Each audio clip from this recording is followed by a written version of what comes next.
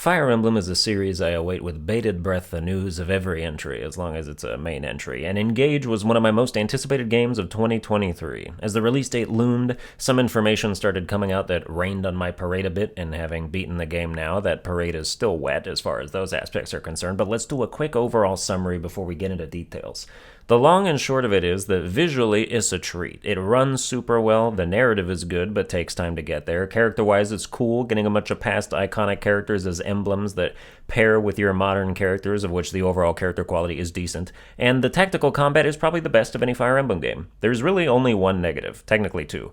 The first is that they're out here doing day one DLC with a season pass full of content, when the second humongous negative is that the game has no replayability because it lacks the most important baked-in feature we've come to expect from Fire Emblem games ever since Path of Radiance back in the GameCube days, which is New Game Plus. Or at least some post-game unlockables that carry over to sustain multiple playthroughs. Even Path of Radiance at least had those bond equipables that gave your units targeted stat growths in future files. Awakening had a super basic renown system that gave you bonus items for subsequent playthroughs if you spent renown earned from playing to unlock them, and Three Houses had the most comprehensive New Game Plus offerings ever, with renown super stacking across playthroughs and letting you buy all sorts of things right out of the gate, like student recruitment, class mastery abilities, weapon levels, items, battalions, you name it. I played Three Houses 10 full times because the replayability was off the damn charts with how much you can invest and improve for yourself. So to go from that to literally nothing is all of the wind knocked out of my sails. Without renown, there's no reason to play this game again. It has huge potential with emblem rings and cross-inheriting skills, and it's all squandered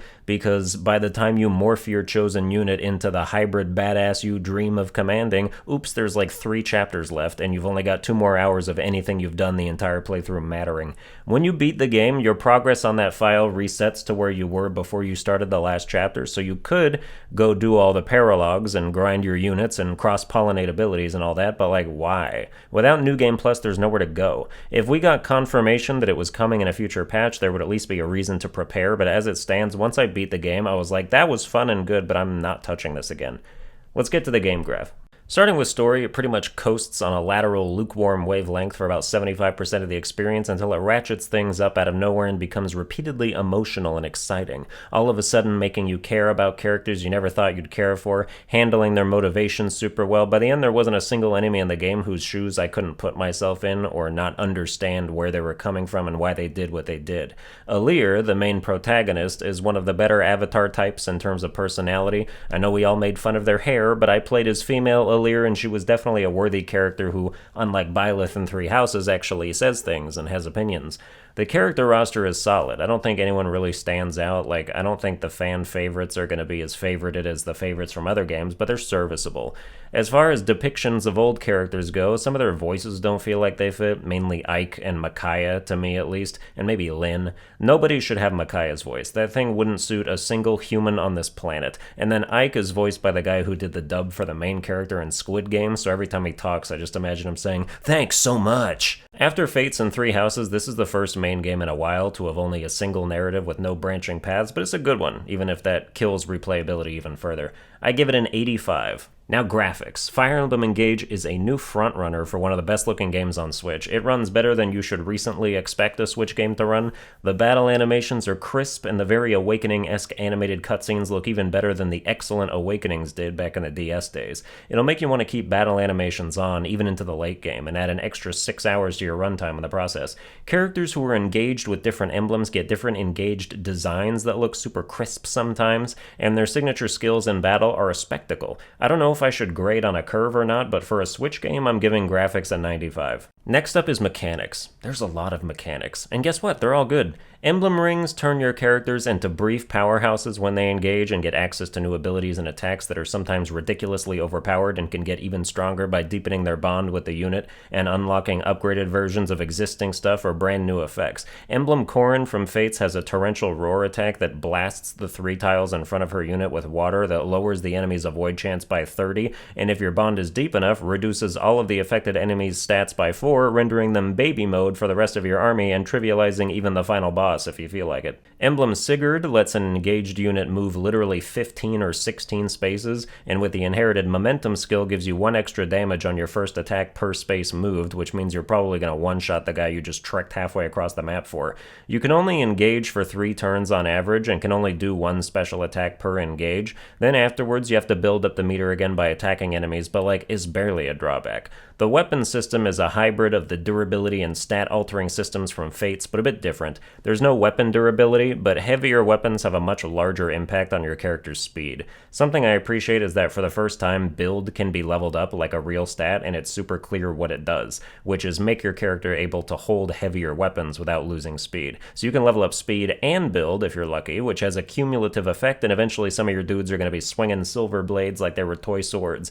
However, some characters have way more inherent build than others, which creates an obvious imbalance. Like Etier is a female archer with no build, so heavier bows slow her way the hell down, but then the Prince of Brodia, who's also an archer, has way more build, despite not being particularly built, so he loses hardly any speed, which just makes him objectively a better unit, and I think that's kinda lame.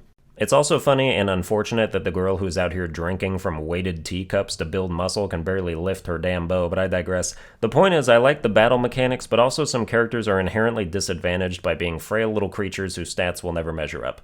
Another thing they changed is that by and large, everyone has less movement range, and especially flyers have been nerfed literally into the ground. Pegasus Knights move 5 spaces. If they raced against a heavy armor knight from Path of Radiance, they'd tie. That's so sad. But understandable, because the flyers in 3 houses were the most inherently overpowered classes in franchise history.